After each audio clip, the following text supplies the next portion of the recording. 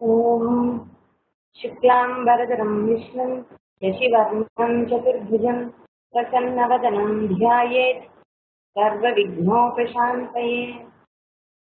सरस्वती नमस्तुभ्यं वरदे कामरूपिणि विद्यारम्भं करिष्यामि बुद्धिर्भवतु मे सदा।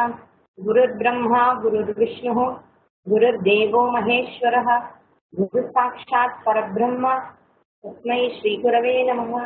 सदाशिवसमारम्भां शङ्कराचार्यमध्यमाम् अस्मदाचार्यपर्यन्तां वन्दे गुरुपरम्पराम्। पूजन्तं राम रामेति मधुरं मधुराक्षरम् आरुह्य कविताशाखां वन्दे वाल्मीकिकोकिलं।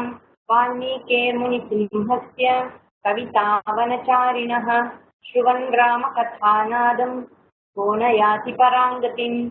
अञ्जनानन्दनं वीरं जानकीशोकनाशनं कपीशमक्षहन्तारं वन्दे लङ्काभयङ्करम्। आञ्जनेयमतिपाटलालनं काञ्चनाद्रिकमनीयविग्रहं पारिजाततरुमूलवासिनं भावयामि पवमाननन्दनं। यत्र यत्र रघुनाथकीर्तनं तत्र तत्र कृतमस्तकाञ्जलिं बाष्पवारि परिपूर्णलोचनं मारुतिं नमत राक्षसान्तकम्। वागर्थाविव सम्पृक्तौ वागर्थप्रतिपत्तये जगतः पितरौ वन्दे पार्वती परमेश्वरौ।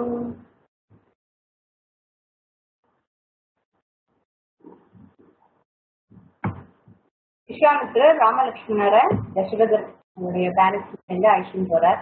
எல்லாருக்கிட்டையும் ஆசீர்வாதம் வாங்கிட்டு 2 குழந்தைகளும் கிளம்பி போறது விஸ்வாமித்திரரோட.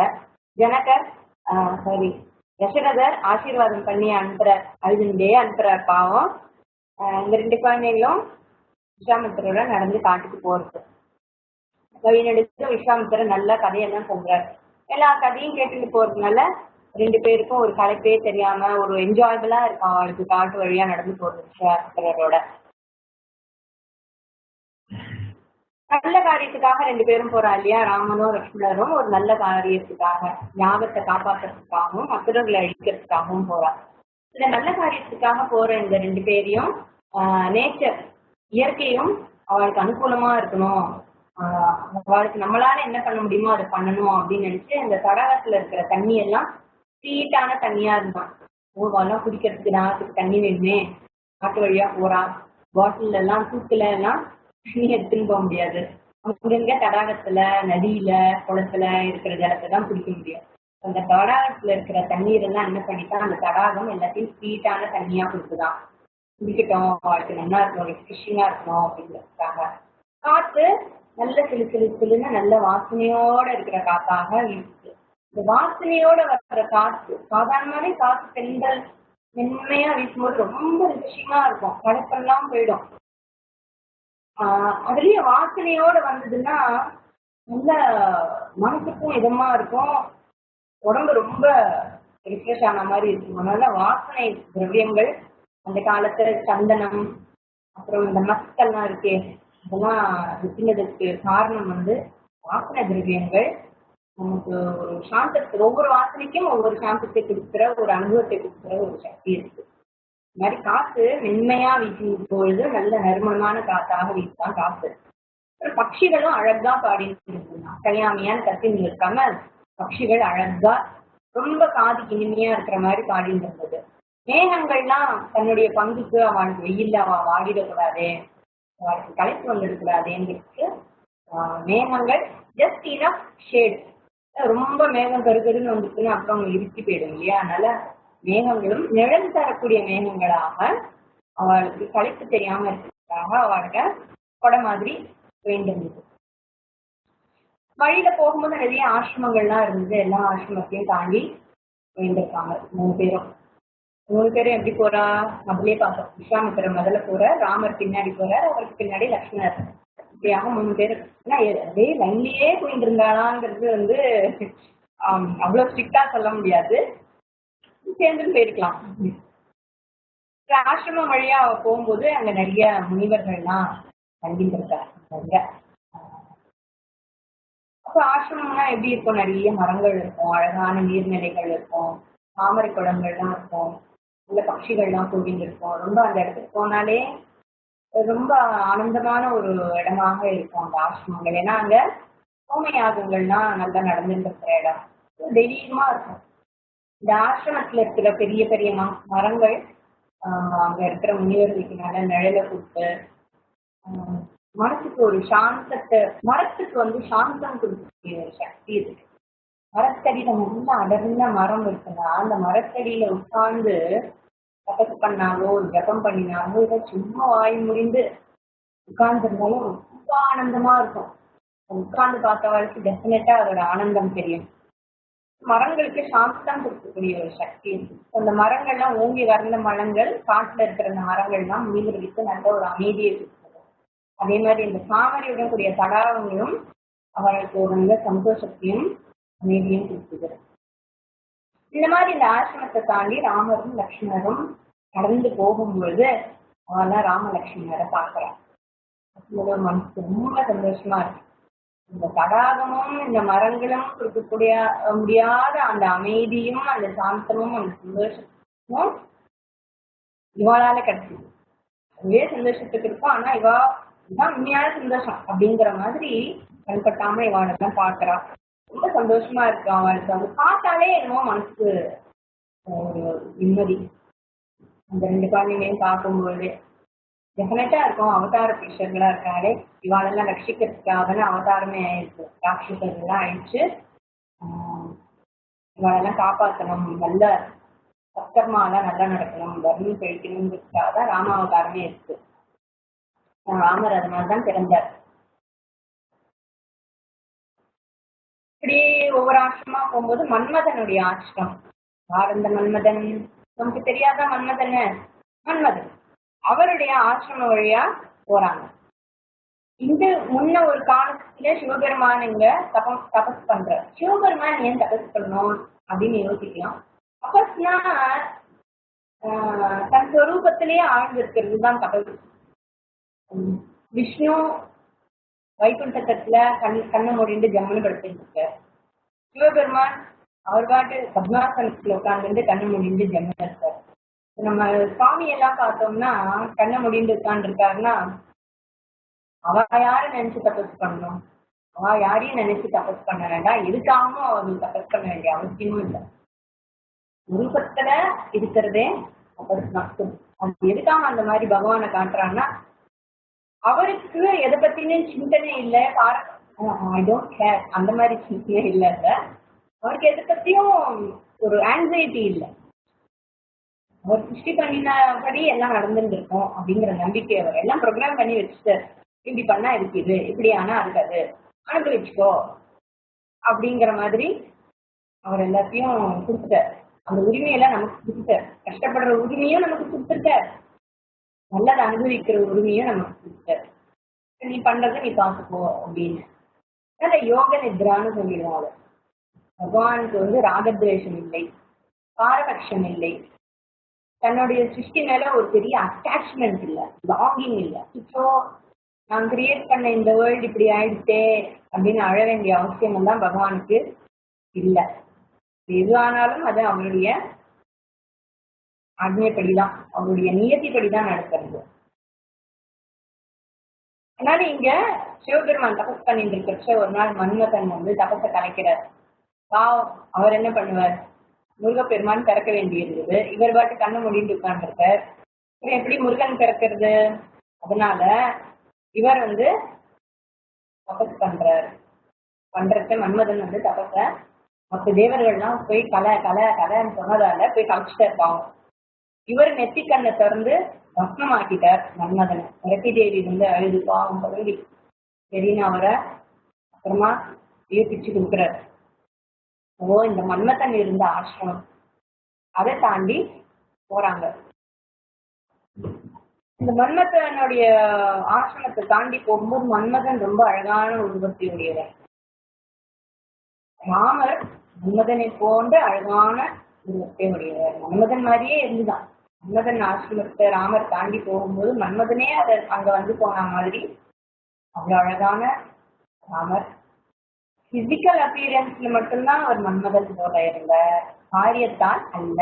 அதாவது என்ன, மற்றவங்களுடைய தப்பத்தை கெடுக்கிற காரியத்துல இல்ல, மற்றவங்களுடைய தப்பத்தை ரட்சிக்கிற காரியத்துல போனார். பிசிக்கல் அப்பியரன்ஸ் பார்ப்பதற்கு மன்மதனை போல இருந்த அந்த ராமர் அந்த மன்மத ஆசிரமத்தை தாண்டி போறார். மன்மத ஆசிரமத்தை தாண்டி போகும்போது வழியில தாட்டகைய பார்க்க வேண்டிய ஒரு வேலை வந்து முதல் வேலை விஸ்வாமித்திரர் எதுக்காக அழிச்சுன்னு போனாரோ அந்த வேலை ஆரம்பிக்க போறது. இப்போ சுகேதுன்னு ஒரு யக்ஷன், ஓகே, அந்த யக்ஷனுக்கு ஒரு மகள், அவள் பேரு தாடகா. அவள் ஆக்சுவலி ஒரு யக்ஷனுக்கு பிறந்த, அவளும் ஒரு யக்ஷி தான். ஒரு தடவை அகஸ்தியர் தபஸ் பண்ணிட்டு இருக்கும் போது ஏதோ போய் தொந்தரவு பண்ணிட்டார். அதனால அகஸ்தியர் அவளும் நீ ராட்சசியாக ஆகப்படுறது, டப்பு டப்புன்னு கமண்டல இருந்து ஜலம் எடுத்து சவிச்சிடுவாங்க, அந்த மாதிரி டக்குன்னு சவிச்சிட்டாரு. அவன் அன்னையில இருந்து ராட்சசியாக சுத்தின்னு இருக்கா. அவன் இருக்கிற இடத்துல ஜன நடமாட்டமே இருக்கிறதுக்கு வாய்ப்பு இல்லை. காரணம் ராட்சசியாச்சு, இப்படி எல்லாரையும் விட்டு வைப்பா. அதனால அவன் இருக்கிற இடத்துல மயானம் மாதிரி இருக்கு. தப்பித்தவரி யாராவது அங்க போனா கூட க்ளோஸ், அவ்வளவுதான். ஜன நடமாட்டமே இல்லாம அந்த தேசமே ரொம்ப, அந்த ஏரியாவே, அது எந்த அந்த ஸ்தானம் இருக்கே அந்த தேசம் ரொம்ப மோசமான ஒரு நிலைமையில இருந்தது.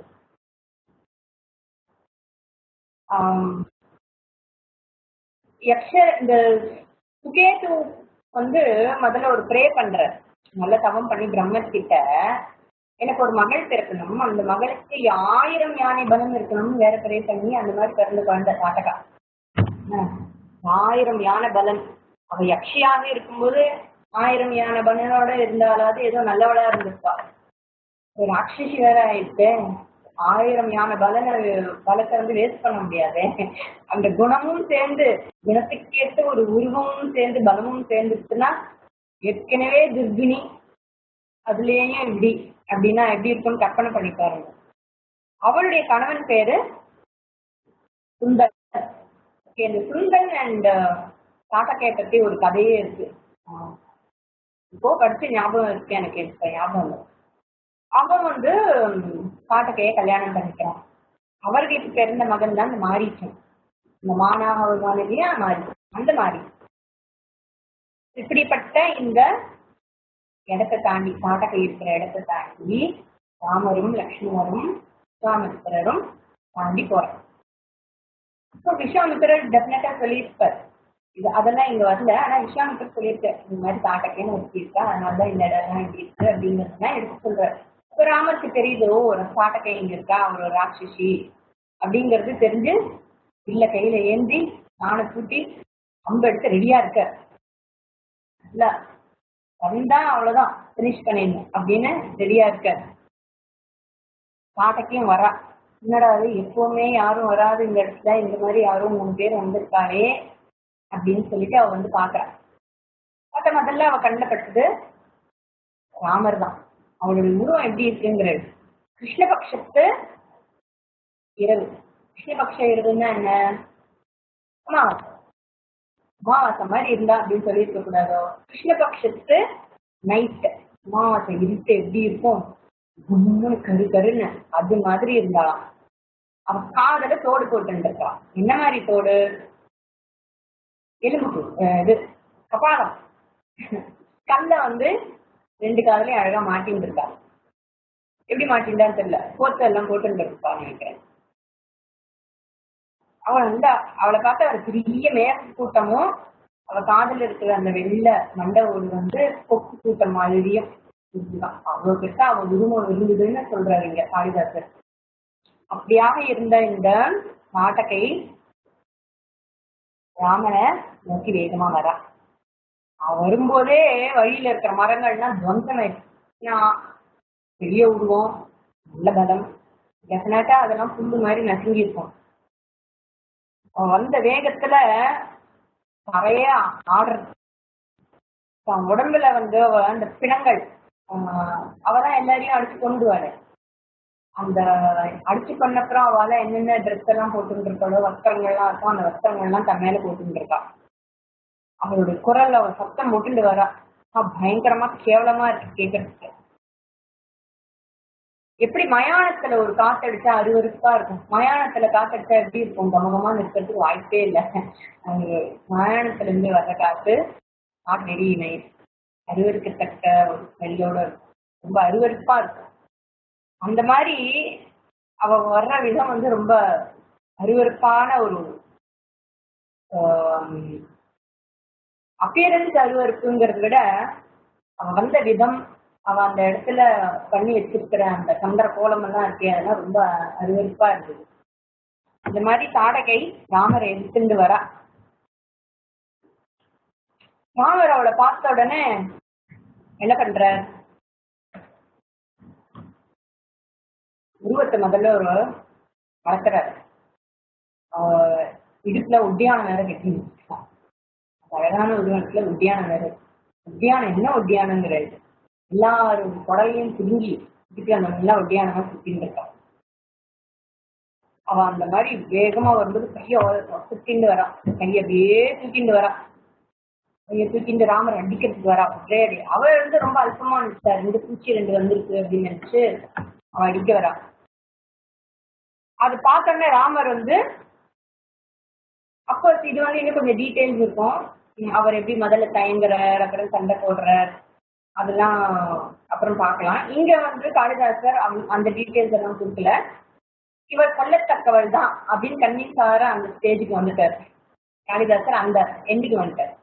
இவ கொல்லத்தக்கவள் தான், ஏன்னா இத்தனை குரூரம் இருக்கு, இத்தனை பேரை நாசம் பண்ணியிருக்கா, இத்தனை பேரோட எத்தனை பேருக்கு உபதிரவமா இருக்கு அப்படின்னு சொல்லிட்டு, இவ பெண்ணாக இருந்தாலும் அந்த குணமே இல்லாமல் ரொம்ப அரக்கத்தனமா இருக்கிறதுனால இவள் கொல்லப்பட வேண்டியவள் அப்படின்னு டிசைட் பண்ணி அவளை சொல்ற. அந்த ராம பானத்தை, தன்னுடைய பானத்தை எய்து விடுறார். பானம், ராமர் விட்ட பானம் சும்மா இருக்குமா, நேர போய் அவர் பாற மாதிரி இருக்கு, அவருடைய மார்பு நெஞ்சில போய் நல்லா குத்தி வெளியே வந்துருச்சு. அது ஒரு துவாரமாவே ஆயிடுச்சு. இது வரைக்கும் அரக்கர் குளத்துல யமதர்மன் கிட்ட போனதே இல்லையா. காரணம் என்னன்னு, இவெல்லாம் அப்படி எல்லா தேவர்களையும் மிரட்டி வச்சிருக்காளே. அதனால இந்த ராவணன் அசுரர்கள் எல்லாம் அசுரர்களுடைய ஆட்டம் இல்ல அந்த காலத்துல, அந்த நேரத்துல.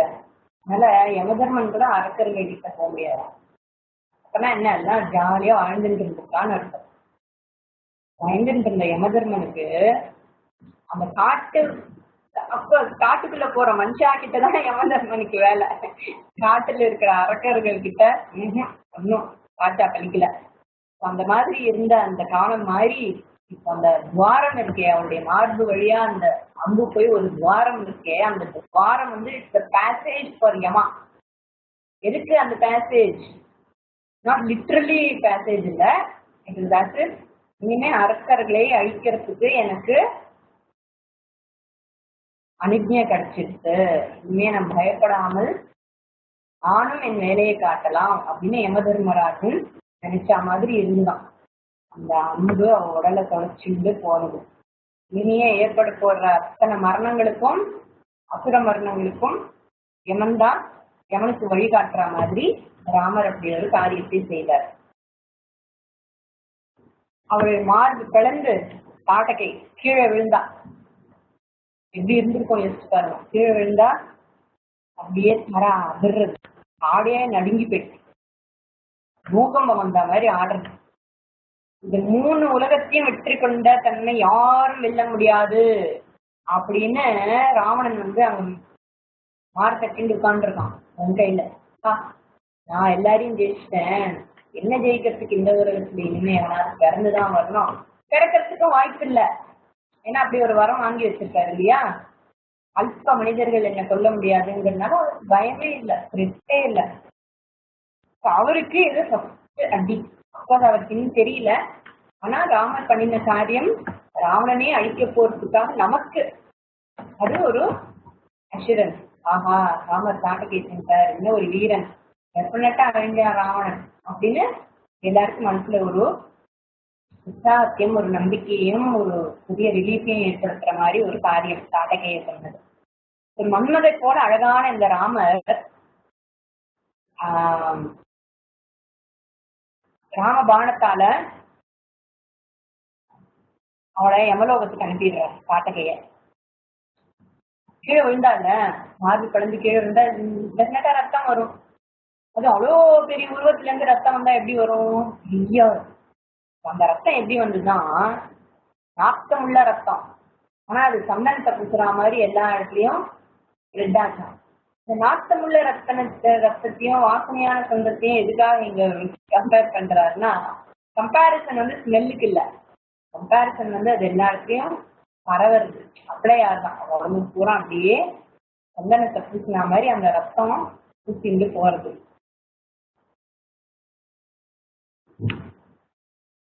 சூரியகாந்தி கல்லுன்னு ஒண்ணு இருக்கு.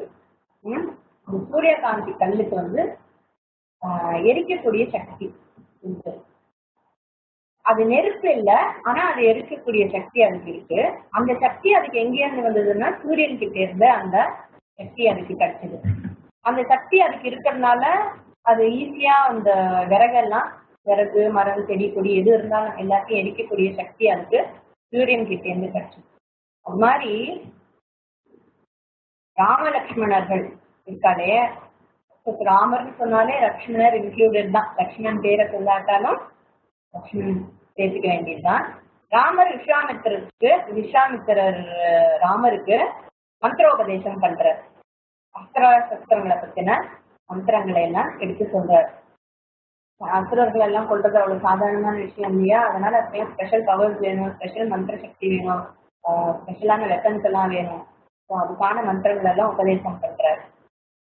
இப்ப ஏன் பண்றாரு? முதலே பண்ணிட்டு அழைச்சிட்டு வந்துருக்கலாம்ல காட்டகை கிட்ட அப்படின்னு கேட்டா, இந்த முதல் இன்சிடென்ட் ராமருடைய தகுதியை காட்டுறது. ஒரு குவாலிஃபைடு பர்சனுக்கு தானே ஒரு உபதேசம் பண்ணணும். அது எந்த ஒரு உபதேசம் யாரு பண்ணினாலும் யாருக்கு ஒரு உபதேசம் பண்றோமோ அது அவன் தகுதியானவனா அதை தெரிஞ்சுக்கிறதுக்கு, அதை அடையறதுக்கு அப்படின்னு குரு பார்த்துதான் கொடுக்கணும். அந்த பொறுப்பு விஸ்வாமித்திரருக்கு இருக்கு. நம்பிக்கை இல்லைன்னு இல்லை, அவருக்கு அந்த பொறுப்பு இருக்கு. அதுதான் ரூல்.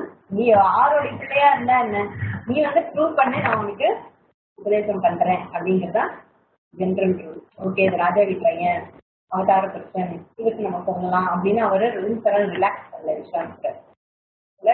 குவாலிஃபை அவருக்கு இது ரெண்டையும் சொல்லி கொடுக்குறாரு. சரி, இவ்வளவு சக்தி விஸ்வாமித்திரர் இருக்குன்னா அவரே பண்ணிருக்கலாமே அப்படின்னா, அதுக்குதான் அந்த எக்ஸாம்பிள் பாருங்க. சூரியன் கிட்ட இருக்கிற சக்திய அந்த சூரியகாந்த கல்லுல இருக்கு. சூரியன் வந்து அக்னி தான். ரியலியா நம்ம பார்த்தோம்னா சூரியன்கிறது அக்னி பிழம்பு, ஆகாசத்துல இருக்கிற அக்னி பிழம்பு. ஒரு அக்னியாக இருந்தாலும் எதையும் எரிக்கிறது இல்லை. அக்னி நட்சத்திரம்னு சொன்னா கூட அவர் எதையும் எரிக்கிறது இல்லை. ஹீட் இருக்கு அதிகமா, but it doesn't burn anything. ஆனா இதே அந்த சூரியகாந்த கல்லுக்கு பர்ன் பண்ற சக்தி இருக்கு. அது மாதிரி விஸ்வாமித்திரர் சூரியன் மாதிரி, அவர்கிட்ட எல்லாமே இருந்தாலும் அவர் டைரக்டா எதையும் எரிக்கிறது இல்லை. அந்த சக்தியை அவர் ராமருக்கு கொடுத்து ராமர் மூலமாக மற்றதெல்லாம் பண்றார்.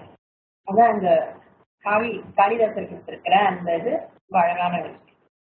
இது மாதிரியாக மந்திர தீட்சை கொடுக்கும் பொழுது, அஸ்திர சஸ்திரங்களுக்காக கொடுக்கும் பொழுது ரெண்டு விதமாக இருக்கு மந்திரம். ஒண்ணு வந்து அம்பை எய்தறது, அம்பு எய்தா அது போயிடும் அந்த மந்திரத்துக்கு. இன்னொன்னு வந்து எய்த அம்பை திரும்பி வாங்குறதும் தெரியணும்.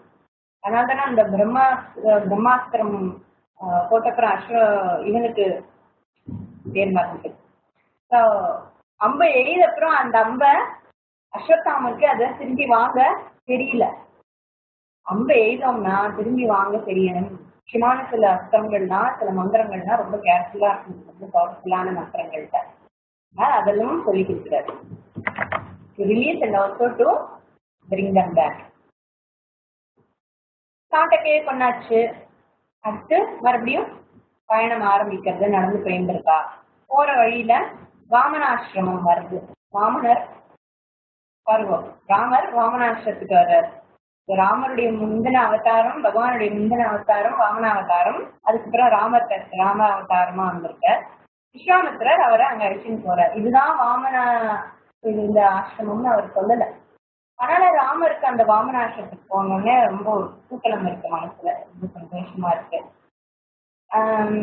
சில பேர் நம்ம ஒரு இடத்துக்கு போகும்போது நம்மளும் சந்தோஷப்படுவோம். நமக்கு வந்து பெரிய மெமரி எல்லாம் இருக்காது, அந்த இடத்த பத்தி மெமரியோ இல்ல அவங்கள ஒரு யாரையாவது நம்ம பார்த்தா கூட அவங்கள பத்தி ஒன்றும் ஒரு ப்ரீவியஸ் மெமரி எதுவும் இல்லைன்னா கூட நமக்கான சந்தோஷமா இருக்கும் பார்க்கறதுக்கு. So you don't need a memory in order to be happy. அந்த மாதிரி ராமருக்கு ஏன்னா ராமருக்கு பூர்வ ஜென்ம ஞாபகம் வந்துருக்கு அப்படின்னு சொன்னா ரொம்ப கேவலமா இருக்கும். ஏன்னா அவர் பகவானுக்கு ஜென்ம மரணம் எல்லாம் கிடையாது. பூர்வ ஜென்மம்னு அவருக்கு சொல்ல முடியாது, அவதாரம்னு சொல்லலாம். ஆனாலும் ராமாவதாரத்துல அவர் ஒரு சாதாரண மனுஷனாக இருந்ததால ஒன்றும் பெருசா ஒரு அவதாரத்தை பத்தின மெமரி இருக்கிறதாகலாம் அவர் காமிச்சிக்கல அப்படின்னு சொல்லலாம். ஆனாலும் அவர் ரொம்ப சந்தோஷப்படுறார், அவருக்கு நல்ல ஆனந்தமாக இருக்கு. இந்த வாமன ஆசிரமம் தான் விஸ்வாமித்திரருடைய ஆசிரமம். விஸ்வாமித்திரர் ஏற்கனவே இதை பத்தி எல்லாம் தெரிஞ்சு வச்சிருந்தா அந்த இடத்த தன்னுடைய ஆசிரம ஸ்தலமாக அவர் மாற்றி அங்க அவர் இருக்கார். தன்னுடைய சிஷ்யர்களோட அவர் அங்க இருக்கார். விஸ்வாமித்திரோட ஆசிரமத்துல பூஜைக்கு வேண்டிய ஹோமத்துக்கு வேண்டிய எல்லா திரவியங்களையும் கலெக்ட் பண்ணி வச்சிருக்கா. ஏன்னா அந்த யாகம் ஒண்ணு நடந்துருக்கு, அந்த யாகத்தை அசுரர்கள் எல்லாம் டிஸ்டர்ப் பண்றான்னு சொல்லி தானே அவர் போய் தசரதர்கிட்ட இருந்து ராமலட்சுமணன் அழைச்சின்னு வந்திருக்கார். இங்க ஏற்கனவே யாகத்துக்கு வேண்டிய எல்லா ஏற்பாடும் ஆயிருக்கு. நிறைய பேர் இருக்கா சிஷ்யர்களுக்கா பெரிய யாகம் நடக்கிறது, நிறைய திரவியங்கள்லாம் இருக்கு அங்க. அப்போ இவ போறச்சு சாயந்தர வேலையாயிடுச்சு. சாயந்தர வேலையாகும்போது மரங்கள்லாம் இலையெல்லாம் கூம்பி இருக்கும் இல்லையா, இலைகள்லாம் ஒரு மாதிரி தூங்குறதுன்னு சொல்லுவோம், அந்த தொங்கி போய் தூங்கிட்டு இருக்கிற மாதிரி. ஆனா இந்த இலைகள்லாம் ஒன்னோட ஒண்ணு கூப்பிட்டு இருக்கான், இலையெல்லாம் கூப்பின்னு இருக்கான். இந்த இலை கூப்பினது காளிதாசர் எப்படி சொல்றாருன்னா, இவாலாம் ஆசிரமத்துக்குள்ள வந்தோடனே அந்த இலைகள் மரங்கள்லாம் கை கூப்பி நமஸ்காரம் பண்ற மாதிரி இந்த மரங்கள்லாம் கூம்பி இருந்துதான் இலைகள்லாம். ராத்திரியில இந்த இலை சேர்ந்து இருக்கிறத அந்த மாதிரி அவர் சொல்றார். சூரியனும் சந்திரனும் நம்மள ரொம்ப ரட்சிக்கிறவா. சூரிய சந்திரன் இல்லைன்னா ரொம்ப கஷ்டம். இல்ல உபனிஷத்துல பார்த்திருக்கோம், பார்த்தவாளுக்கு பெஸ்ட் ரிமைண்டர். ரயிஞ்ச பிராணிஞ்ச, சூரியனும் சந்திரனும் எப்படி மனுஷால ரட்சிக்கிறாளோ அதே மாதிரி இந்த உலகத்தை ரட்சிக்கிறாளோ அதே மாதிரி ராமரும் லக்ஷ்மணரும் இந்த யாகத்தை ரட்சிக்கிறதுக்காக முனிவர்களுடைய ஆசிரமத்துல தங்குறான். தன் பானங்களை பத்தின அத்தனை ரகசியங்களும் தெரிஞ்சுட்டு நல்ல ப்ரிப்பேர்டா இருக்கா யாகத்தை காப்பாற்றுறதுக்காக, ப்ரொடெக்ட் பண்றதுக்காக. யாகம் ஆரம்பிக்கிறது சரியா மறுநாள் காத்தால யாகம் தான் ஆரம்பிச்சு எல்லாரும் உட்கார்ந்து முறைப்படி உட்காந்து யாகம் பண்ணிட்டு இருக்கா. அந்த சமயத்துல யாகம் பண்ணிட்டு இருக்கிறது ஆகாசத்துல இருந்து அசுரர்கள்னா ரத்தத்தை தெளிக்கிறான். தெளிக்கிறான்னா நம்ம அதை ஒரு அழுத்த ஸ்பூன்ல இருந்து இப்படி தெளிப்போமே அப்படிலாம் கற்பனை பண்ணாதீங்க. ஒவ்வொரு ரத்தத்துலயும் ஒவ்வொரு ஹைபிஸ்கஸ், அந்த அடுக்கு ஹைபிஸ்கஸ் இருக்குல்ல அது மாதிரி அவ்வளோ பெருசா அடுக்கு செம்பருத்தி மாதிரி இருப்பான். ஏன்னா அடுக்கு செம்பருத்தி என்ன கலர்ல இருக்கும் பாருங்க, ரெட்டா இருக்கும், ரொம்ப அழகா இருக்கும் பார்க்கறதுக்கு. அடுக்கு செம்பருத்தி சைஸ்ல ரெட்டா அவ்வளோ பெரிய டிராப்ஸா விழருது. டிராப்னா அது டிராப் அந்த மாதிரி விழருது இந்த ரத்த துளிகள்லாம். இந்த ரத்த துளிகள்லாம் விழுந்தோடனே இந்த ரித்திக்குக்கெல்லாம் ஒரு நிமிஷம் அப்படியே என்ன பண்றதுன்னு தெரியாம விக்கிச்சு போயிடுறான். அந்த மாதிரி விக்கிச்சு போகும்போது அவங்க கையில இருக்கிற அந்த ஸ்லிப்ஸுங்கிறது அந்த ஹோமம் பண்றதுக்கு நீளமா ஒரு கரண்டி இருக்கும் இல்லையா, நெய் அப்புறம் மற்ற ஹோம திரவியங்கள்லாம் அக்னியில ஹோமம் பண்றதுக்காக வச்சிருப்பா. மரத்தால் ஆனது, அது அவ கையை விட்டு நழுவி விழுந்துடுறது. ஒரே பரபரப்பாயிடுறது முஸ்லிம்களுக்கு நடுவுல.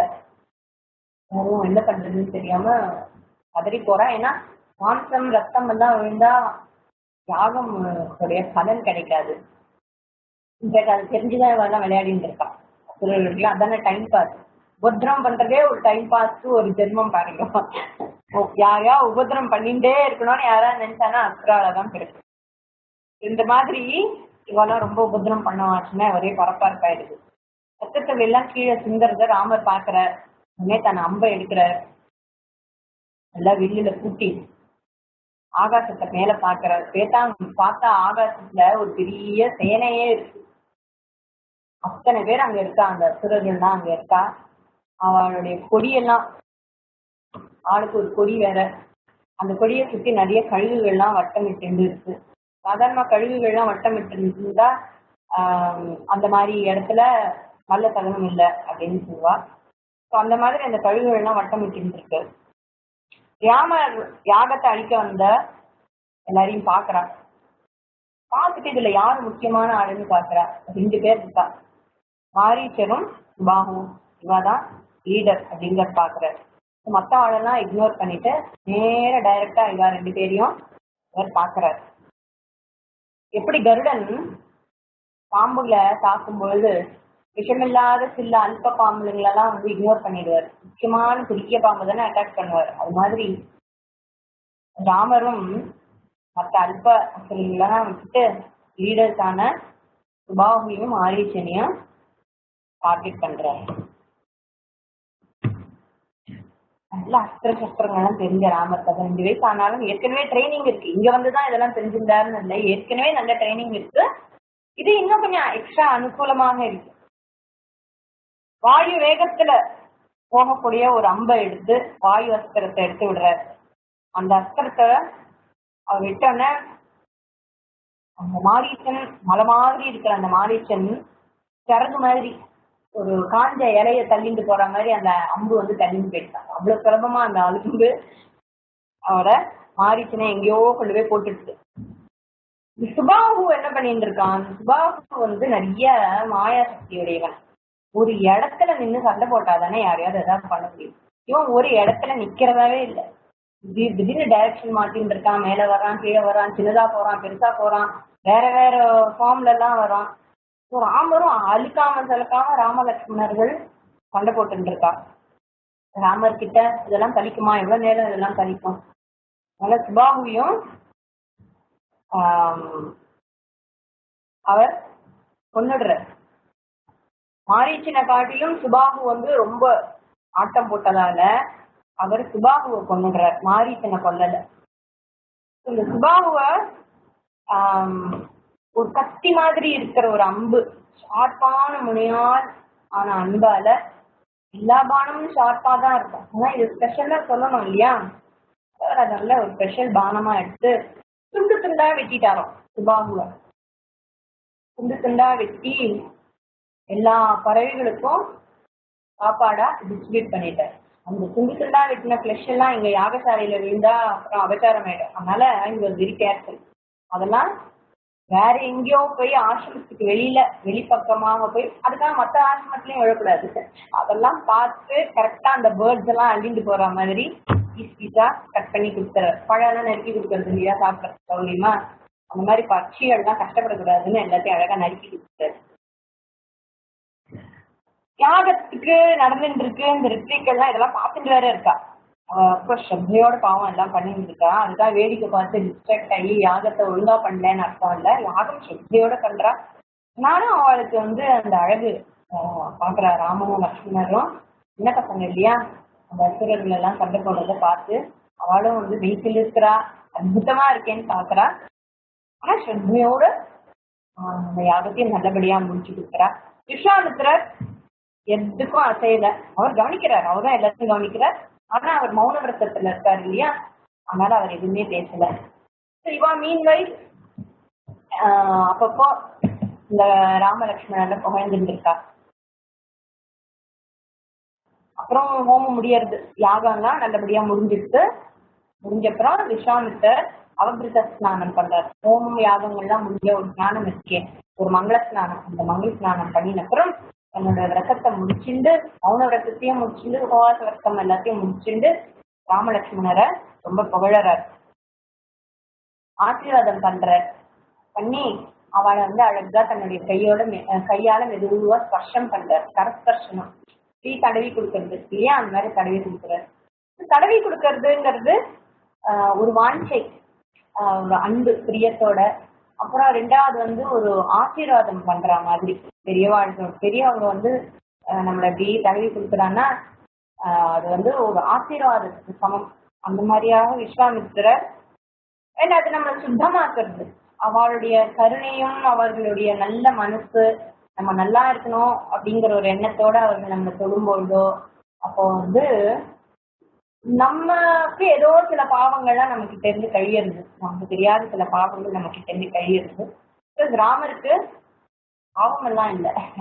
அவர் நித்திய சுத்தராக இருப்பவர், எல்லாருடைய பாவத்தையும் போக்கக்கூடியவர் ராமர். அந்த ராமரோட வாஞ்சையோடன்னு எடுத்துக்கணும். இந்த இடத்துல விஸ்வாமித்திரர் அன்பாக ஒரு நன்றியோட கடைபிடிக்கிறார். இந்த வேலையெல்லாம் முடிஞ்சுதான் முக்கியமாக அழைச்சின்னு வந்தது. ஒரு வேலை முடிஞ்சது. முக்கியமான வேலையில இன்னும் 2வது வேலை இருக்கு. அது என்னது? மித்திலையில தசரதர் விஸ்வாமித்திரரை ஒரு யாகத்துக்காக கொடுத்துருக்காரு. அப்போ விஸ்வாமித்திரர் ஒத்துக்கிறார் வரேன்னு. ஏன் ஒத்துக்கிறார்? போனா நிறைய தட்சிணை கொடுப்போம், ராஜா வீட்டு யாகமாட்டு நிறைய தட்சிணை எல்லாம் கிடைக்கும் அப்படிங்கிற எண்ணத்தால அல்ல, ராமரை அங்க கொண்டு போய் சேர்க்க வேண்டிய ஒரு பெரிய பொறுப்பு விஸ்வாமித்திரருக்கு இருக்கு. சீதா கல்யாணம் நடக்கணுமோன்னு, அதனால அந்த பொறுப்பு அவருக்கு இருக்கு. அதனால விஸ்வாமித்திரர் ஒத்துக்கிறார் யாகத்தை நடத்தி கொடுக்கறதுக்கு. இந்த ஜனகர் கிட்ட சிவதனுஷ் ஒண்ணு இருக்கு. இந்த சிவதனுஷை பற்றி ஏற்கனவே ராமலட்சுமணர்கள் கேள்விப்பட்டிருக்கிறார்கள் அப்படின்னு காளிதாசன் சொல்றாரு. அதனால ராமருக்கும் அந்த மித்திலைக்கு போறோம் அப்படின்னு அவருக்கு ஒரு உற்சாகம் ஏற்படுறது. அந்த சிவதனுஷை நம்ம பார்க்கலாமே அப்படின்னு ராமருக்கும் ஒரு ஆசை வந்துருக்கு. விஸ்வாமித்திரர் ராமலட்சுமணோட மித்திலையை நோக்கி போறார். ஒரு நாள் கௌதம முனிவரோட ஆசிரமத்திலையும் தங்குறான். கௌதம முனிவர் யாரு? கௌதம முனிவர் பிரம்மதேவர் முன்ன ஒரு காலத்துல தன்னுடைய படைப்பு திறமையெல்லாம் எடுத்து ஒரு அழகான ஒரு பெண்ணை கிரியேட் பண்றார். ஒரு அழகான ஒரு பெண்ணை, அத்தனை லட்சணங்களும் உடைய ரொம்ப அழகான ஒரு பெண். அவ பேரு அகல்யா.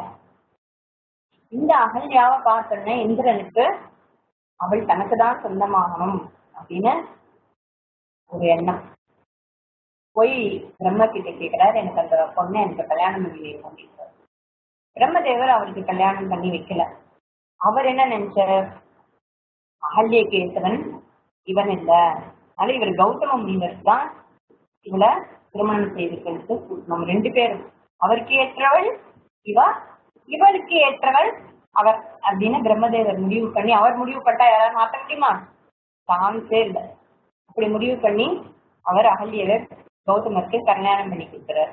ஆனா இந்திரனுக்கு அவனுக்கு மனசு விட்டு போகல, அவளை அடைஞ்சே ஆகணும் அப்படிங்கிற ஒரு வெறி அவனுக்கு இருந்துட்டே இருக்கு. அதனால ஒரு நாள் கௌதமருடைய உருவத்துல போய் அவளோட இருந்துடுறான். பாவம் அவளுக்கு தெரியல, தன் கணவர் இல்லைங்கிறது தெரியறதுக்குள்ள எல்லாம் முடிஞ்சு போச்சு. கௌதமர் வர்றார். கௌதமர் அவர் இந்திரனை பார்த்து முதல்ல சபிச்சிடுறார். அதுக்கப்புறம் அகல்யாவையும் பார்த்து சபிச்சிடுறார். ரொம்ப அநியாயமா இல்ல, சபிச்சிடுறார். அவ என்ன பண்ணுவா? இனிவே சபிச்சிட்டார், நீ கல்லா போயிடுவ அப்படின்னு சொல்லி அவளை சபிச்சிட்டார். அவளும் பாவம் கல்லா போயிடுறான். அந்த கல்லாக போய் அவங்க இருக்கும்பொழுது அவளுக்கான அந்த சாபத்துல இருந்து பரிகாரமாக ராமருடைய பாதஸ்பர்ஷம் பட்ட உடனே சாபத்திலிருந்து நீங்க விடுவ அப்படின்னு சொல்லி அவளுக்கு ஒரு சாப விமோசனமும் கொடுத்துட்டேன். இப்படியாக ராமர் அங்க ஐஸ்வரர் விஸ்வாமித்திரர் அங்க அந்த அகல்ய அங்க இருக்கா, அந்த கல்லாக இருக்கா. அவள் பாதஸ்பர்ஷம் பட்ட உடனேயே மறுபடியும் உயிரோட வந்துடுறா. ராமருடைய பாதஸ்பர்ஷத்துக்கே அத்தனை ஒரு அற்புத சக்தி இருக்கு. பாத தூளி அகல்யக்கு பாப்ப விமோசனம் கிடைச்சது. அங்கேருந்து மறுபடியும் கிளம்பி மித்திலையை நோக்கி போறா. மித்திலை நகரத்துக்கு போனோட ஜனகருக்கு ஒரே சந்தோஷம். விஸ்வாமித்திரர் மட்டும்தான் வருவாருன்னு பார்த்தா ராமலட்சுமணரும் வரா, 2 பேரும். பார்த்தா அவருக்கு ரொம்ப சந்தோஷமா இருக்கு 2 பேரையும் பார்க்கும்போது. தர்மார்த்த காமத்துல தர்மம் மட்டும் இருந்தா பத்தாது, அர்த்த காமமும் சேர்ந்து வந்தா எத்தனை ஆனந்தமா இருக்கும். அது மாதிரி விஸ்வாமித்திரர் தர்மம் மாதிரியும் ராமலட்சுமணர்கள் அர்த்த காமம் மாதிரியும். அவளை பார்த்து ஜனகருக்கு ரொம்ப சந்தோஷமாகி நல்ல மரியாதையோட சந்தோஷமா வரவேற்கிறான் விஸ்வாமித்திரரையும். விஸ்வாமித்திரர் மகரிஷியாச்சே, காயத்ரி மந்திரத்துக்கே ரிஷி அவர் தான். நல்ல பூஜையோட மரியாதையோட வர ஐஸ்வர்யம். புனர்வசு நட்சத்திரம்னு ஒரு நட்சத்திரம் இருக்கு. அந்த நட்சத்திரத்துடைய அதிஷ்டான தேவதை ரொம்ப அழகா இருக்குமா, பார்க்கறதுக்கு அம்சமா இருக்கும். அது வந்து ட்வின் ஸ்டார் புனர்வசு நட்சத்திரம். அந்த மாதிரி அந்த அதிஷ்டான தேவதையே இந்த பூலோகத்துல நடந்து வர்ற மாதிரி ராமலட்சுமணர்கள் நடந்து வந்தாங்களாம். அது மிதிலாபுரியில இருக்கிற அத்தனை நகரவாசிகளும் கண்டுக்காம பாக்குறாங்க, ஆசையா பாக்குறாங்க. என்ன எழுது பாத்தியணும் அப்படின்னு சொல்லி எல்லாரும் ராமலட்சுமணரை ரொம்ப ரசிச்சு பாக்குறா. கண்ணு இமைக்கவே இல்லை, அப்படியே பார்த்துட்டே இருக்கா. கண்ணு எங்க மிஸ் பண்ணிடுவோமோ, ஒரு செகண்ட் கண்ணை வச்சா கூட மிஸ் பண்ணிடுவோமோ, இதுவே கண்ணு நிறைய பார்க்கணும் அப்படிங்கிற மாதிரி வேஸ்ட் பண்ணக்கூடாது நம்மளுடைய விஷனை அப்படிங்கிற மாதிரி ரெண்டு பேரையும் பார்த்துட்டே இருக்கா.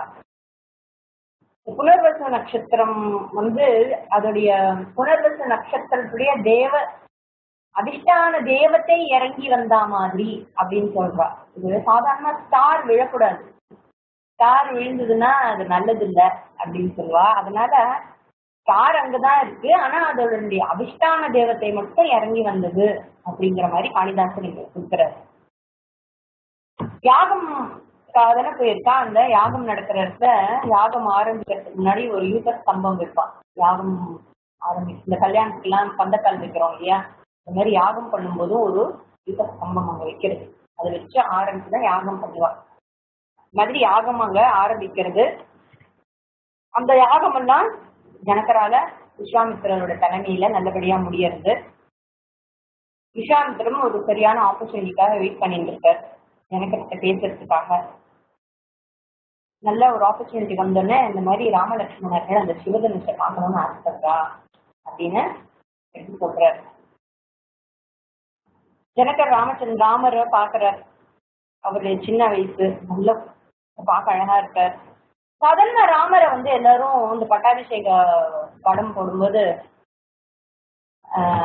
ரொம்ப சாஃப்ட் அண்ட் ஜென்டிலா வரைவா. It's not correct. ராமர் குணம் வந்து சாஃப்ட் அண்ட் ஜென்ட்.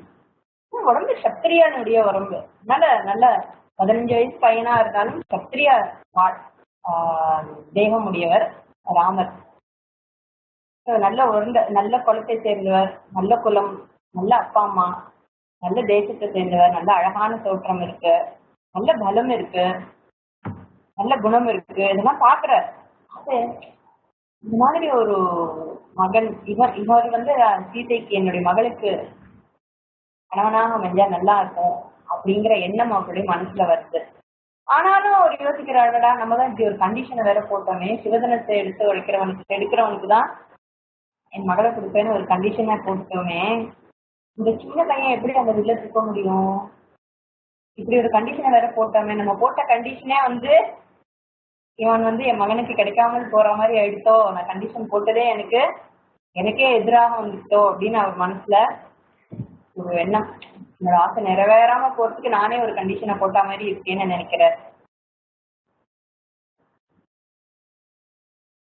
அப்புறம் அவரு மனசுல இதெல்லாம் ஓடிட்டு இருந்தாலும் விஸ்வாமித்திரர் பார்த்து பேசுறாரு.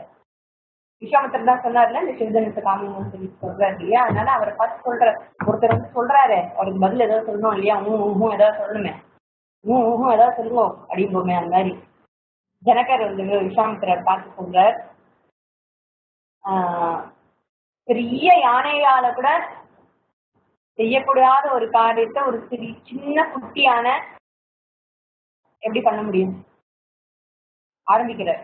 பெரிய யானையாலேயே சாதிக்க முடியாத ஒரு வேலையை குட்டி யானை எப்படி பண்ண முடியும்? அப்படி நம்ம அந்த குட்டி யானை ஏதாவது ஒரு காரியத்தை செய்ய அனுமதிச்சோம்னா அதை அனுமதி பண்ற நான் அறிவில்லாதவன் ஆயிடுவேன். அதே மாதிரி பலமுள்ள நல்ல வயசுல பெரியவர்களால யாராலையுமே பண்ண முடியாது. பெரிய யானையே பண்றதா வச்சுக்கோமே, பெரிய யானையாலேயே அது பண்ண முடியல. அவங்களாலேயே பண்ண முடியாத அந்த ஒரு காரியத்தை இந்த குழந்தைங்களால எப்படி பண்ண முடியும்? இவங்க 2 பேரும் சிறு பிள்ளைகளாச்சு, ராமர் வளைப்பாங்கிறது நடக்காத காரியமாச்சே, அதுக்கு நான் அனுமதி கொடுக்கறது தப்பாச்சே, நான் அந்த மாதிரி ஃபர்ஸ்ட் அலோவ் பண்ணவே கூடாது இல்லையா? ஏன்னா ஒரு காரியத்தை பண்றதுக்கு என்னென்ன தகுதி இருக்கணும் அப்படின்னு ஒண்ணு இருக்கு. அந்த தகுதியை நான் பிரேக் பண்ணி ஏஜ் லிமிட் வந்து 28ன்னு வச்சுட்டு அப்புறம் நானே அதை பிரேக் பண்ணி கீழே இருக்கிறவருக்கு கொடுக்கறது வந்து சரியில்லை. அப்கோர்ஸ் அவர் ஏஜ் லிமிட் எல்லாம் போடல, நான் ஒரு எக்ஸாம்பிளுக்கு சொல்றேன். இந்த வேலைக்கு இந்த மாதிரி குவாலிஃபிகேஷன் இப்படி இப்படி இருக்கிறவங்கன்னு நானே சொல்லிட்டு அதுக்கப்புறம் அதுக்கு குவாலிஃபைடு இல்லாம இருக்கிறவங்க கிட்ட அதை நான் அந்த காரியத்தை கொடுத்தா அது சரியில்லை. சிறந்த வில்லாளிகளால கூட இந்த வில்ல தூக்க முடியறது இல்லை. எல்லாருமே அவமானப்பட்டு கேவலப்பட்டு போயிருக்காங்க. தன்னுடைய அதை தூக்கும் போது தூக்க முடியாம இல்ல ஸ்ட்ராங் மென் எல்லாம் கூட தன்னுடைய தேகத்தையே வந்து கழிச்சுட்டு இருக்கா. தன்னுடைய புஜம் வந்து இந்த வில்ல தூக்க முடியலையே, ஏன்னா வில்ல தூக்க முடியலங்கிறது ஒண்ணு, அவமானப்படுறோமேனு ஒண்ணு, வீட்டை கிடைக்கலையேன்னு ஒண்ணு. அத்தனையும் சேர்ந்து அவங்க ரொம்ப பரிதாபமான நிலைமையில எல்லாம் இருந்திருக்காங்க. இந்த பலத்தை தெரிஞ்சுட்டே நான் எப்படி உண்மையை தெரிஞ்சுட்டு இந்த வில்லனுடைய சக்தியை தெரிஞ்சுட்டு உங்க 2 பேருக்கும் பெர்மிஷன் கொடுக்கறது அப்படின்னு கேட்கிறார். விஸ்வாமித்திரர் சொல்றாரு ஜனகரை பார்த்து, இந்த மாதிரிலாம் நீ சந்தேகப்பட வேண்டிய அவசியம் இல்லப்பா, நீ கவலைப்படாத. இவங்க 2 பேரும் வந்து பலத்தை பத்தி நான் சொல்ல வேண்டிய தேவையில்லை. அவங்களுடைய பலம் ரொம்ப சிறந்த பலத்தை உடையவங்க. வயசை பார்த்து உருவத்தை பார்த்து தப்பா எடை போட்டுறாத, சந்தேகப்படாத. ராமனுடைய பலத்தை பத்தி நான் சொல்லிதான் தெரியணுங்கிற அவசியம் இல்லை. இந்திரனுடைய வஜ்ராயுதத்துடைய பலம் எப்படி தெரியும்? அது ஒரு மலையை பிளக்கும் போதுதான் அந்த வஜ்ராயுதத்துக்கு எத்தனை பலம் இருக்குன்னு நமக்கு தெரியும். அதே மாதிரி ராமருடைய பலம் எப்படி இருக்குங்கிறத இந்த வில்லு தான் உனக்கு ப்ரூவ் பண்ணும், நீயே அதை பாரு அப்படின்னு சொல்லி விஸ்வாமித்திரர் ஜனகருக்கு எடுத்து சொல்றார். இவ 2 பேரும் சின்ன குழந்தைகள், பராக்கிரமசாலி தான் நம்புறார். அந்த விஸ்வாமித்திரரே சொல்லியாச்சுன்னா டெஃபினட்டா இவங்க பராக்கிரமசாலியில தான் இருப்பார் அப்படிங்கிறதையும் தசரதர் நம்புறாரு. இந்திரகோப பூச்சி அப்படின்னு ஒண்ணு இருக்கு. இந்திரகோப பூச்சிங்கிறது ரொம்ப குட்டியா இருக்கும், சிவேல்னு இருக்கும், பார்த்த நெருப்பு துண்டு மாதிரி இருக்கும். அந்த மாதிரியான இந்திரகோப பூச்சி பார்க்கறதுக்கு சின்னதா அந்த மாதிரி இருக்குமா. தீப்பொறி எப்படி இருக்குமா, இந்திரகோப பூச்சி மாதிரி குட்டியா இருந்தாலும் கூட அந்த தீப்பொறிக்கு வந்து பலம் ஜாஸ்தி. அது ஒரு காட்டையே அழிக்கக்கூடிய சக்தி அந்த தீப்பொறிக்கு இருக்கு. ஆனா அந்த தீப்பொறி ஒரு பெரிய காரியத்தை பண்ணணும்னா அதுக்கு அனுகூலமான சில விஷயங்கள் இருந்தால் அந்த தீப்பொறி கூட எல்லாத்தையும் சாதிக்க முடியும். இந்த ராமலட்சுமணர்கள் சிறு பிள்ளைகளாக இருந்தாலும் கூட தீப்பொறி மாதிரி சின்னதா இருந்தாலும் கூட அவங்களுடைய பலம் தான் அவங்களுக்கு அனுகூலமான இருக்கிற விஷயம். இந்த பலத்தால் அவங்களால சாதிக்க முடியும் அப்படிங்கிற நம்பிக்கை தசரதற்கு ஏற்படுறது. ராமர் தான் லட்சுமணன் அதை கேட்கக்கூடாது, பக்கத்துல ராமருக்கு அந்த பலம் இருக்குன்னு அவர் உணர்றார் ஜனகர். இப்ப வில்ல எடுத்துன்னு வரணும் இல்லையா. இந்திரன் யாரு? தேவேந்திரன். இந்திரன் வந்து தேவர்களுக்கெல்லாம் தலைவன், மேகங்களுக்கு தலைவன் இந்திரன். மேகங்கள்லாம் ஒன்னா திறந்து வரும்பொழுது ரெயின்போ வருது இல்லையா, வானவில் வரும். வானவில் ஏற்படட்டும் அப்படின்னு இந்திரன் ஆர்டர் கொடுக்கிறாரு. இந்திரன் ஆர்டர் கொடுத்தன வானவில் வந்து தோன்றது. அது மாதிரி இந்திரன் மாதிரி ஜனகர் என்ன பண்றார், வானவில் தோன்றட்டும் அப்படின்னு இந்திரன் சொல்ற மாதிரி சிவதனுஷை எடுத்துன்னு வா. இதுவும் தனுஷ் தானே, வானவிலும் ஒரு தனுஷ் தான். இந்த இந்திர தனுஷ்னு பேரு, சிவதனுஷை நீ எடுத்துன்னு வா அப்படின்னு ஆர்டர் கொடுக்கிறார். யாருக்கு? அங்க இருக்கிற சிப்பாய்கள். இந்த சிப்பாய்கள்லாம் மேகக்கூட்டம் மாதிரி, மேகக்கூட்டம் இருந்தா தானே தனுஷ் இருக்கும், இந்திர தனுஷ் இருக்கும். அதனால அந்த மேகக்கூட்டத்தினால ஏற்படுகின்ற இந்திர தனுஷ் போல இந்த சிப்பாய்கள்லாம் அந்த தனுஷை எடுத்துன்னு வர்றார். இந்திரன் போல இருக்கிறார். தசரதர்னே வர்றார், ஜனகர் முன்னாடி எடுத்துன்னு வர்றார். இந்திர தனுஷ் வந்துருது, சிவதனுஷ் வர்றது. அந்த வில் பரமசிவன்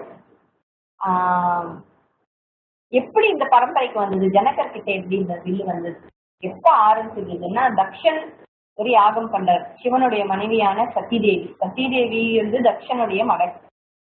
அந்த தக்ஷன் ஒரு யாகம் பண்ற, சிவனை அவமானப்படுத்தணுங்கிற ஒரே காரணத்துக்காக ஒரு யாகத்தையும் பண்றார். ரொம்ப நல்லவர். அவர் வந்து சிவனை மட்டும் கூப்பிடாம எல்லாரையும் இன்வைட் பண்றார். சிவனை கூப்பிடலன்னா சிவனுடைய மனைவியும் போக முடியாது. நமக்கு இன்விடேஷன் வித் ஃபேமிலின்னு கொடுத்தா தானே போறோம். அவர் இன்விடேஷனே கொடுக்கல. சிவபெருமான் வந்து சொல்றாரு சத்திதேவி கிட்ட, அவ போகணும்னு ஆசைப்படும் போது போகாதேங்கிறார். அப்பாவாச்சேங்கிற ஒரு ஆசையில போறா. அங்க போய் அவமானப்பட்டு அப்புறம் நிறைய விஷயங்கள்லாம் நடக்கிறது. எனவே சிவனுக்கு வந்து அப்புறம் வந்து பாக்குறார் தன் மனைவிக்கு இப்படி எல்லாம் ஆயிடுச்சுன்னா கோபமா வர்றார். கோபமாக வரும்போது இந்த யாகசாலைக்கு வேகமா வர்றார். அவர் தேவர்கள்லாம் அடிச்சு படிச்சுட்டு ஓடுறான். ஏன்னா எப்படி ஓடுறா, மான் ரூபம் எடுத்துட்டு ஓடுறா. ஏன்னா மான் தானே வேகமா ஓடுவோம். அந்த மாதிரி மான் ரூபம் எடுத்துட்டு தேவர்கள்லாம் ஓடுறா. யாரெல்லாம் இன்வைட் பண்ணாலும் எல்லாரும் அடிச்சு பயந்து ஒளிரா.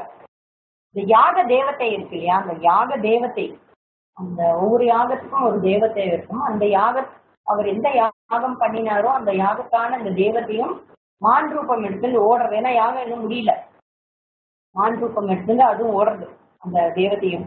சிவபெருமான் வில்லோட அது குறைச்சுட்டே போய் அதை கொண்டுடுறாரு. அந்த வில், சிவபெருமான் உபயோகித்த அந்த வில், அந்த சிவதனுக்கு ஜனகருடைய மூதாதையர்களான தேவராதன் அப்படின்னு கொடுத்துருக்கு பேரு. நான் இன்னும் அதை செக் பண்ணி பார்த்ததில்லை. அவர்கிட்ட கொடுத்துருந்துருக்காரு. அவா கைக்கு அந்த சிவதனுஷ் வந்து அந்த பரம்பரையாக அந்த சிவதனுஷ் ஜனகர்கிட்ட இப்போ இந்த க்ஷணத்துல இருக்கு. இந்த ராமர், சின்ன வயசு ராமர், மலை போல பெருசா இருக்கிற அந்த சிவதனுக்கு, கனமா இருக்கிற அந்த சிவதனுக்க இப்படி எடுத்து வளைக்க போற அப்படின்னு அந்த சபையில இருக்கிறவாள்லாம் பாக்குறா. ஏன்னா இத்தனை நாள் அவ பார்த்துருப்பாளே, யாரெல்லாமோ வந்து ட்ரை பண்றத அவளும் பார்த்துருப்பா. சிலதெல்லாம் பயங்கர என்டர்டெய்னிங்கா இருந்திருக்கும், சிலதெல்லாம் ரொம்ப டிராஜிக்கா இருந்திருக்கும். எல்லாத்தையும் அவ பார்த்துருக்கா. ஆனா வந்தவாள்லாம் நல்ல திடகாத்திரமா பெருசா இருக்கிறவாள் தான் பார்த்துருக்கா. இந்த மாதிரி குட்டியா யாரும் வந்து அவ பார்த்தது இல்லை. பார்த்துட்டு இருக்கான், என்ன பண்ண போறான், எப்படி நான் வெளில தூக்க போறான் அந்த பையன் அப்படின்னு பாக்குறா எல்லாரும். ஆனா ராமர், இந்த மன்மதன் புஷ்ப மாலை இருக்கு இல்லையா, மன்மதன் வந்து புஷ்பத்தால வச்சுட்டு இருப்பார்ல அவருடைய தனுஷ், அது வந்து அனாயாசமா இருப்பார். அந்த மாதிரி இவர் மன்மதன் மாதிரி அழகுதான். அப்போ அந்த வில்ல அப்படி அனாயாசமா தூக்கிட்டாரா ராமர். என்னமா என்ன இருக்கு அவருக்கு அதை பத்தி ஒன்றும் தெரியாத மாதிரி, ரொம்ப எஃபர்ட்லெஸ்லி, கஷ்டமே இல்லாம ஏதோ தூக்க போறோங்கிற பிரயத்தனம் கூட இல்லை. அதாவது ஒரு காரியத்தை தூக்குறோம்னா கொஞ்சம் அப்படி தூக்குவோம்ல, அது கூட இல்லை. ரொம்ப அனாயாசமாக அந்த வில்ல எடுத்துடுறாரு ராமர். வில்ல எடுத்து சும்மா வில்ல மட்டும் கையில வச்சுட்டா போதுமா, அதை எடுத்து நான் இழுக்கணும். இந்த எண்ட்ல இருந்து அந்த எண்ட் அதை இழுத்து குடிச்சு கட்டணும். அது பயங்கர ஸ்ட்ராங்கா இருக்கும். ஏன்னா அந்த நான் வந்து எவ்வளோ கெட்டியா கட்டுறோமோ, அந்த வீணை வயலின்லாம் அந்த ஸ்ட்ரிங் எப்படி இருக்கோ அதுக்கு தகுந்த மாதிரி தான் வந்து அதோடைய சங்கீதம், அந்த ஸ்வரமெல்லாம் இருக்கும். அது மாதிரி ஒரு வில்ல வந்து இழுத்து பிடிச்சி எழுந்து அனுப்பணும்னா இதோட டைட்னஸ் எப்படி இருக்குங்கிறத பொறுத்து தான் ஸ்பீடு இருக்கு. அந்த நானை இழுத்து பிடிச்சி கட்டுற, அப்ப அந்த வில்லு வளையணும். வில்லு வளைஞ்சாதான் யாரோ வந்து யூஸ் பண்ண முடியும். வில்லு பாட்டு கம்பு மாதிரி மரம் மாதிரி இருந்துச்சுன்னா ஸ்பீடும் இருக்காது. அந்த வில்ல வளைச்சு நானே ஏத்துற ராமர். நானை எடுத்துட்டு விட்டாரா, அது ஒரு இழுக்கிறார். அது பயங்கர சத்தத்தோட உடஞ்சு போயிடுறது. ஏன் உடஞ்சுது, அதோட வேலை முடிஞ்சிச்சு. அது மறுபடியும் சிவன் கிட்டேயே போயிடும். அதோட வேலை முடிஞ்சது. அது ராமாவதாரத்துக்காக வெயிட் பண்ணிட்டு தன் வேலை முடிஞ்சதுன்னா அது உடஞ்சிடுச்சு. ஆனா இந்த சப்தம் வந்து பரசுராமர் காதல போய் விழருது. அந்த பரசுராமர் ஆஹா மறுபடியும் சத்திரியர்கள்லாம் ஆக்டிவேட்டா போல இருக்குன்னு அவர் மனசுல ஒரு எண்ணத்தை ஏற்படுத்துற மாதிரி அந்த சப்தம் பெருசா வருது. அப்புறம் என்ன ஆச்சுங்கிறது அடுத்த வாரம் பார்க்கலாம். ஓம் ஸ்ரீ குரு ஹரி ஓம்.